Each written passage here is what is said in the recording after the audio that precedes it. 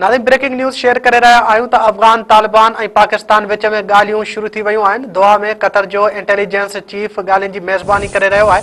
परॾेही वधारे जे तर्जुमान शफ़क़त अली ख़ान चयो आहे त दिफ़ा वारो वज़ीर ख़्वाजा आसिफ़ पाकिस्तानी वफ़द जी क़यादत करे रहियो आहे।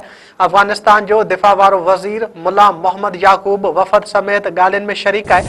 परॾेही वधारे जे तर्जुमान चयो आहे त ॻाल्हियुनि जो महवर सरहद पार दहशतगर्दी जो ख़ात्मो ऐं पाक अफ़गान सरहद ते अमन ऐं इस्तेकाम जी बहाली आहे।